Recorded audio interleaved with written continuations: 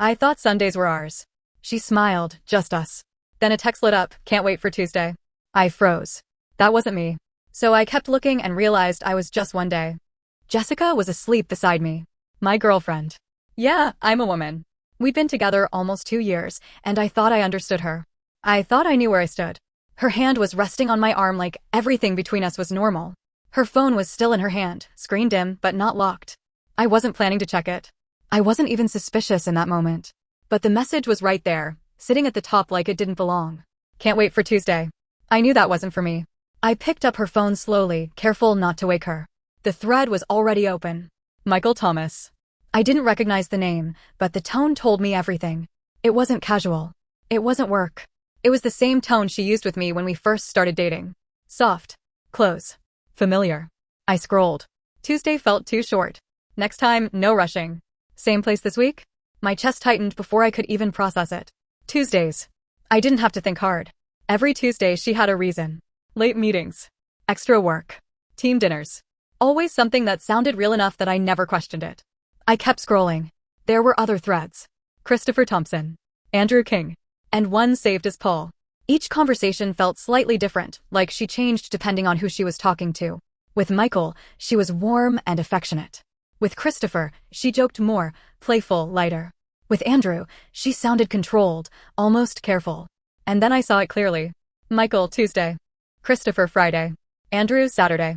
The messages didn't overlap much. No messy mistakes. No panic texts. It was clean. Organized. Planned. That's when it stopped feeling like cheating. And started feeling like a schedule. I locked her phone and placed it back exactly how I found it. My hands were steady, but my chest felt tight, like I couldn't breathe properly. She shifted slightly in her sleep and pulled closer to me. Like I still belonged there. I didn't sleep. I stared at the ceiling, replaying everything. Every excuse. Every time I ignored something small because it didn't feel big enough to matter. Now it did. Morning came fast. Jessica woke up like she always did. Stretched, leaned over, kissed my cheek.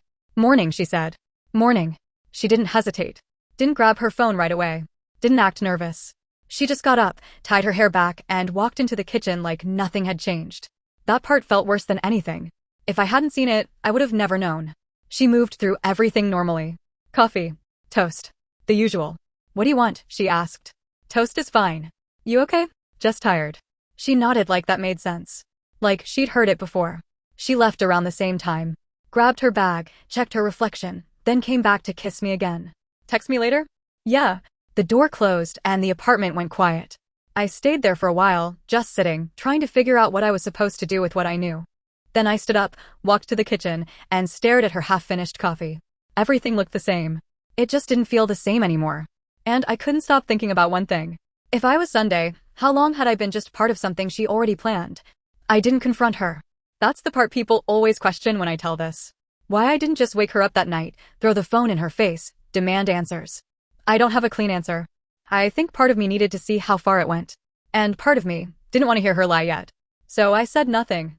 The next few days I watched. Not in a dramatic way. I didn't follow her or check her phone again. I just paid attention. The way she moved. The way she talked. The way she'd glance at her phone and smile at things I wasn't part of. Tuesday came around fast. Late meeting, she said, tying her hair back in the mirror. Yeah, I asked, keeping my voice even. Quarter review stuff. Probably gonna run long. She didn't hesitate. Didn't break eye contact. It sounded practiced, but not rehearsed. Like something she'd said enough times that it felt natural. Okay, I said. She smiled, walked over, kissed me like she always did before leaving. Don't wait up. The door closed. I sat there for a minute, then looked at the clock. 6:12 p.m. I didn't text her. I didn't call. I just let the night happen. She came home a little after 10. Not late enough to feel suspicious. Not early enough to invite questions. Told you it'd run long, she said, dropping her bag. Yeah, I said. She looked tired, but not drained. Calm. Settled. Like someone who had just finished something they planned, not something that stressed them out. That was the first time I felt it clearly. She wasn't slipping. She was managing it. Friday was the same. Work thing, she said again, this time more casual, like it didn't even matter enough to explain properly. Christopher. I didn't need to check. I already knew. She came home that night slightly different. Lighter. More talkative.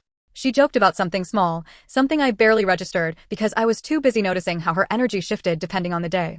Like I was living with different versions of the same person. Saturday, she left earlier than usual. Helping a friend, she said. Andrew. By that point, I wasn't even surprised anymore. Just watching. Observing. Trying to understand how she kept it all separate without breaking. And then something happened that I didn't expect. Thursday night, my phone buzzed. Unknown number. I almost ignored it, but something about the timing made me open it. Hey, this is gonna sound weird, but are you with Jessica Garcia? I stared at the message longer than I should have. My first instinct was anger. My second was denial. My third, curiosity. Who is this? I typed back. Michael. Tuesday. My chest tightened. What about her? I replied. There was a pause. Then. I think we need to talk. I didn't respond right away. I sat there, phone in my hand, trying to decide if this was real or if I was about to walk into something I couldn't control. Then I typed. Where? We met the next day. Late afternoon. Small coffee shop across town. Neutral ground. Public enough to feel safe. Michael Thomas looked exactly like I expected him to. Put together. Calm. The kind of guy you wouldn't question if he told you he had everything under control. Until he didn't. He sat down across from me, studied my face for a second, then said, How long have you been with her? No introduction. No small talk. Almost 2 years, I said.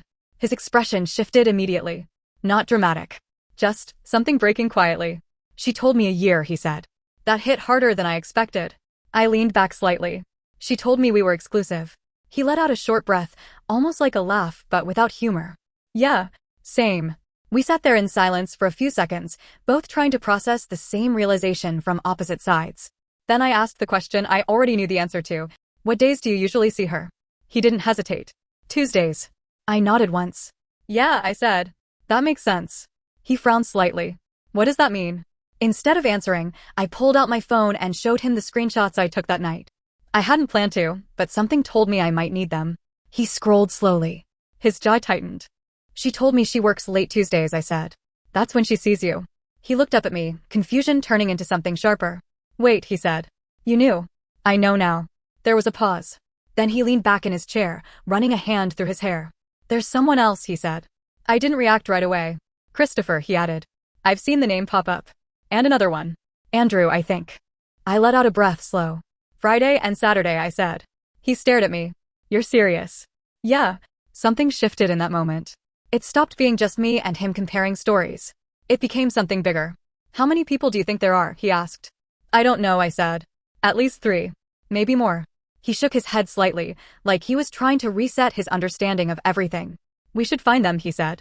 That should have sounded crazy. It didn't. It sounded logical. So we did. It didn't take long. Between social media, mutual tags, and small details we both picked up, we found Christopher first. Then Andrew. Paul was harder to confirm, but he showed up in just enough places to make sense. And every single one of them thought they were the only one. Different timelines. Different promises. Same pattern. That's when it stopped feeling personal. And started feeling structured. We made a group chat. At first, it was just facts. Dates. Screenshots. Messages. Little details that didn't make sense before but suddenly fit perfectly when you looked at the whole picture. She told me she was working late. She said she was with family. She told me she needed space that day. Same girl. Different stories. Then someone said it. We should confront her. It made sense. It was the obvious next step. But I didn't agree. Not yet, I said. They all looked at me like I was the problem now. Why not? Michael asked. I didn't answer right away. Because the truth didn't sound good. I want to see how far it goes, I said. Silence. That's messed up, Christopher said. Maybe, I said. But if we confront her now, we only get whatever version of the truth she decides to give us. Michael studied me for a second. So what, we just wait? For a little while, I said. Watch. Confirm everything.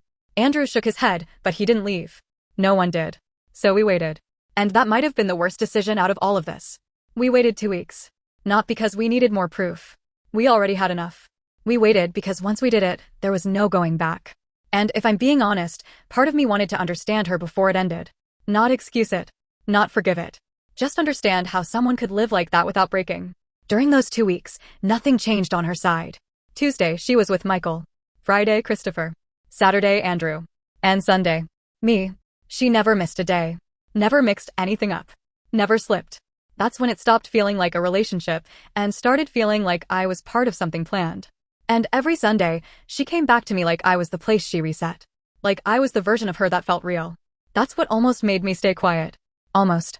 We picked Sunday. Because Sunday was mine. That morning felt normal. Too normal. She woke up beside me, stretched, smiled, brushed her hair back like she always did. Lazy day, she asked. Yeah, I said. We stayed in. Ordered food. Watched something neither of us was really paying attention to. At one point, she rested her head on my shoulder and exhaled like she was exactly where she wanted to be. That part almost broke me. Because it felt real. And I didn't know how something real could exist inside something that fake. Around late afternoon, she stood up. I'm gonna grab something from downstairs, she said. Okay. She didn't question anything. Didn't notice anything. That was the last normal moment. Because when she came back, they were already inside. Michael stood near the kitchen. Christopher by the door. Andrew off to the side. No one said anything. They didn't need to. Jessica stepped in, closed the door behind her, then froze. At first, it didn't register. Her eyes moved from one person to another, like she was trying to place them in separate parts of her life that suddenly didn't exist anymore. Then it hit. Not all at once. You could see it building. Confusion. Recognition. Then panic, quiet, but there. What is this? She said. No one answered right away. I was still on the couch, exactly where she left me. This is all of us, I said. She looked at me. Really looked at me. Like she was trying to figure out how much I knew. Who is this? She asked, nodding toward Michael. You tell me, he said. Her mouth opened slightly, then closed again. Jessica, Christopher said, sharper this time. Just stop. That's when the performance started to fall apart. I don't understand what's happening, she said. It would have worked. If we didn't already know everything. Tuesday, Michael said. Friday, Christopher added. Saturday, Andrew said. I didn't say anything. She looked back at me, and for a second, something real showed on her face. Not guilt. Not yet. Fear. I can explain, she said. And I believe she thought she could. I didn't mean for it to. Mean for what? Michael cut in. Silence. She looked at each of us again, slower this time.